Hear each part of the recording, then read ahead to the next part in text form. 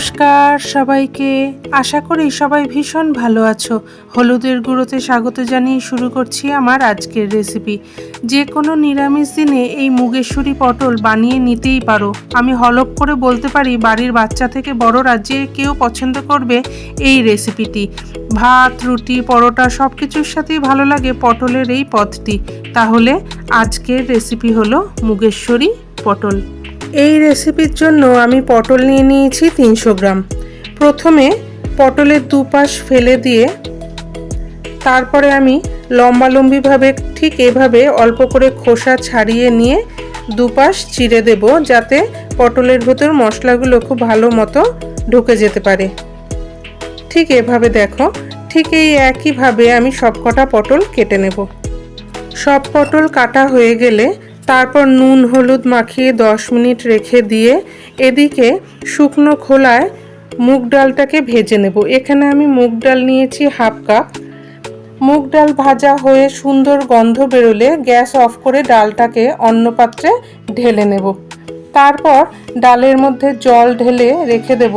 জলটা গরম হয়ে যাবে, যেহেতু মুগ ডাল গরম আছে, আর তাতে ডাল ভালো মতো ভিজে যাবে। ডাল ভিজতে থাক, এদিকে কড়াইয়ে সর্ষের তেল দিয়ে পটলগুলোকে উল্টে পাল্টে লাল লাল করে ভেজে তুলে নেব।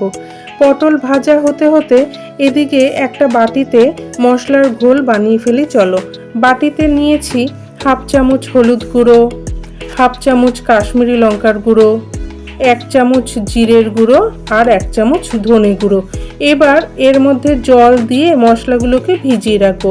যে কোনো রান্নার আগে এই গুঁড়ো মশলা সরাসরি রান্নায় না দিয়ে যদি এভাবে কিছুক্ষণ আগে ভিজিয়ে রাখা যায় তাহলে রান্নার স্বাদ আরও বেড়ে যায়। এদিকে পটলের রং ধরে পটল ভাজাও হয়ে গেছে। এবার অন্য পাত্রে তুলে নেব। এবার ওই তেলেই দিয়ে দেব রান্নার জন্য ফোড়ন।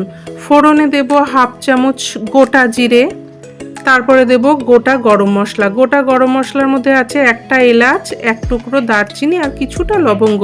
তারপরে একটা তেজপাতা আর একটা শুকনো লঙ্কা দিয়ে দিলাম। ফোড়নের ভালো গন্ধ বেরোলে এখানে দিয়ে দেব আমি 1 টেবিল চামচ মিহি করে আদা ঘষে নিয়েছি সেটা। তোমরা চাইলে আদা বেটেও দিতে পারো। তারপরে দিলাম অল্প হিং। হিং দিলে খুব সুন্দর একটা গন্ধ হয়। যদি হিংয়ের গন্ধ ভালো লাগে তাহলে অবশ্যই দিও। আদা ভালো করে ভাজা হয়ে গেলে যে মশলার মিশ্রণটা তৈরি করে রেখেছিলাম সেটা দিলাম। এবার ফ্লেমটাকে লো টু মিডিয়ামে রেখে মশলাটাকে ভালো মতো কষিয়ে নিতে হবে। দেখো, মশলা থেকে যখন তেল ছেড়ে দেবে ভাববে মশলা ভালো মতো কষে গেছে। এবার এখানে দিয়ে দেবো ভেজানো মুগ ডালটিকে, দিয়ে মশলার সাথে ভালো মতো মিশিয়ে কষিয়ে নেব। মুগ ডাল কষাতে কষাতে যখন একদম মশলা শুকিয়ে আসবে তখন দিয়ে দেবো সামান্য একটু জল, এতে করে ডালটা সেদ্ধ হতে সুবিধা হবে। এখানে তারপরে আমি দিয়ে দেবো পরিমাণ মতো নুন, যাতে ডালটা তাড়াতাড়ি সেদ্ধ হয়ে যায়। তারপরে দিয়ে দেবো 3টে চেরা কাঁচা লঙ্কা। তারপরে ঢাকা দিয়ে দিয়ে ডালটাকে 80% কুক করে নিতে হবে। মোটামুটি 3-4 মিনিট রান্না করার পর দেখো ডালটা প্রায় সেদ্ধ হয়ে গেছে। তোমাদের দেখাচ্ছি, ডালের দানাগুলো সেদ্ধ হবে কিন্তু ঘেটে যাবে না।